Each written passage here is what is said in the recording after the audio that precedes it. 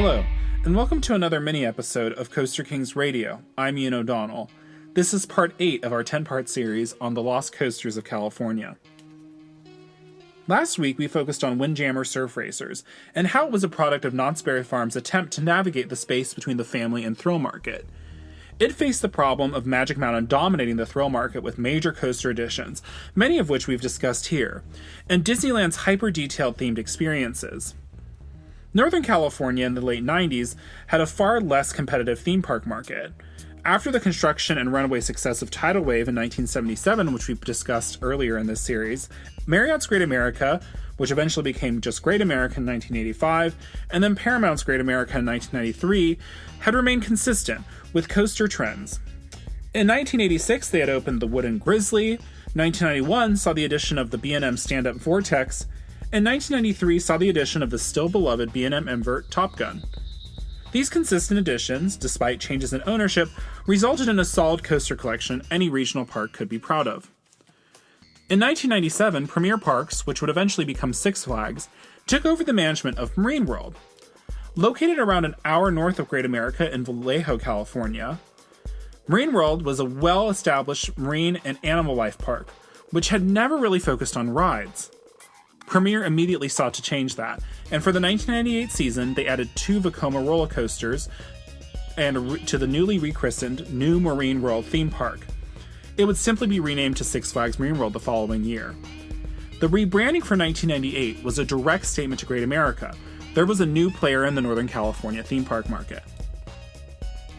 Dutch manufacturer Vekoma had made a name for themselves in the 1970s when they entered a long-standing relationship with Aero Development to manufacture Aero coasters in Europe. Aero provided their signature track design and provided Aero trains to all of Vekoma's projects. Vekoma took Aero's track design and developed a series of successful production models, many of which were portable. This was perfect for the fair circuit that was far more widespread in Europe than it was in the States. In 1985, Aero Hus filed for bankruptcy, leaving several projects unfinished. Vekoma was the natural fit to step in and complete these projects. This bankruptcy also opened the door for Vekoma to properly enter the US market. And they had the perfect product, the Boomerang. The first Vekoma Boomerang in the US opened in 1984, a year before Aero's bankruptcy, as Sea Serpent at Morey's Pier. These compact shuttle coasters fit 6 inversions, a loop and a batwing, which are like 2 half loops kind of connected at the top with a kind of corkscrew, and 2 drops, 1 forward, 1 backward, into a super tight 935 foot or 285 meter track layout. They are easily one of the most successful major coaster models of all time, and Vekoma continues to manufacture the Boomerang with little modification besides the train. 10 years after the introduction of the Boomerang, Vekoma would also debut its version of the inverted coaster, which had been introduced by B&M earlier. Dubbed the Suspended Looping Coaster, or SLC, this inverted model offered an inexpensive way for parks who might not be able to afford a B&M invert to bring an inverted coaster with 5 inversions to their park. Both models brought major park thrills at medium park prices. Premier's 1998 package for Marine World included both of these coaster models in the Boomerang Coast to Coaster and the SLC Kong.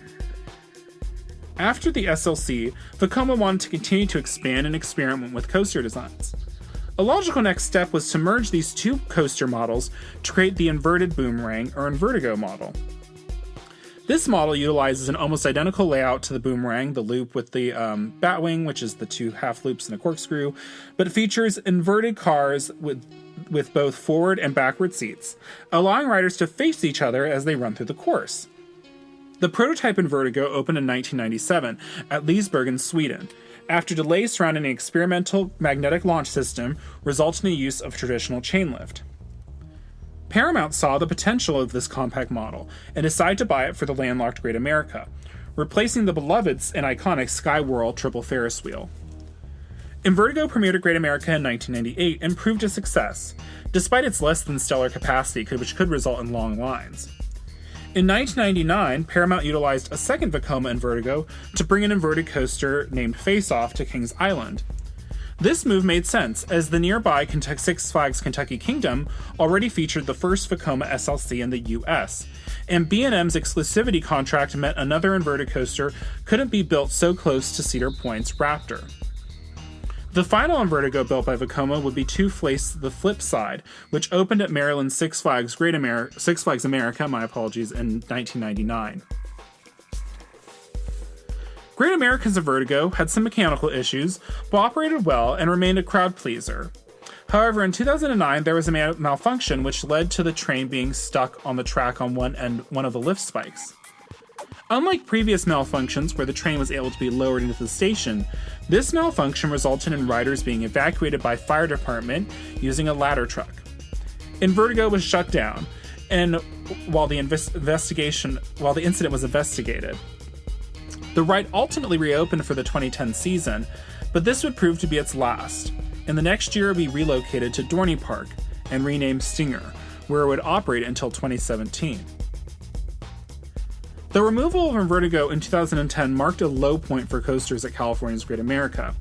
With the removal of Grease Lightning, which was of course the new name they gave to the tidal wave in 2002, Stealth in 2003, and Invertigo in 2010, the park went from a coaster destination to barely being part of the conversation. It wouldn't be until the addition of the GCI Woody Gold Striker in 2013 that the park would begin regaining its position as a major theme park. As for the Vekoma Invertigo model, it proved less successful than both the Boomerang and the SLC that preceded it.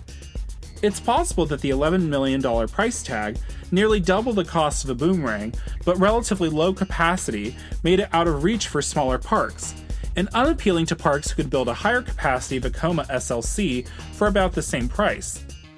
Vekoma would revisit the concept in 2001, but make it bigger and more ambitious. Thank you so much for listening.